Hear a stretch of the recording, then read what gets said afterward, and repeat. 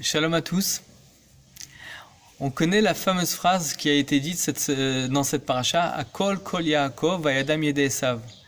Le Kol, donc la voix de Yaakov, fait référence bien sûr à la voix de la Torah. C'est pour ça que Kol c'est la gematria justement de Soulam, donc l'échelle de Yaakov. Et ça fait référence aussi à Matzah. Matzah, c'est la gematria aussi de Kol.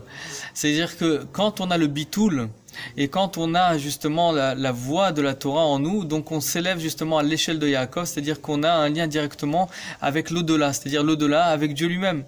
Et donc Dieu nous parle au quotidien.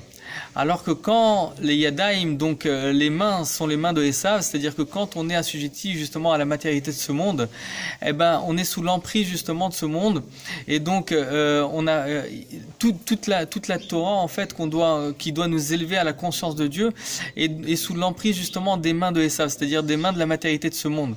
Et donc quand je rends le Ikar Tafel et le Tafel Ikar, quand je rends l'essentiel secondaire et le secondaire essentiel dans ma vie, donc forcément en fait je suis sous l'emprise de la matérialité de ce monde, et donc je ne vois pas en fait Dieu au quotidien.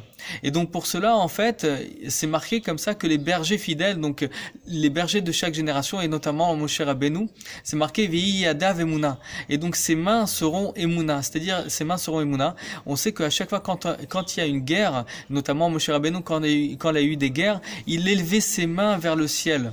Et donc c'est quoi, c'est élever ses mains vers le ciel? En fait on sait que les mains font référence aux 10 forces de l'âme, c'est pour ça qu'on a 10 doigts qui font référence aux 10 forces de l'âme, et quand on les élève justement au niveau de la tête, au niveau des mochines, donc on élève nos sentiments vers l'intellect, afin que les sentiments soient assujettis totalement à l'intellect. Et donc le but de notre vie, bien sûr, c'est d'avoir, comme le Tanya le dit, Amor Shalit à l'élève, que la tête domine totalement les sentiments, afin qu'on soit pas assujetti justement au mal de ce monde, aux matérialités de ce monde. Et pour cela, bien sûr, faut réveiller la Emouna.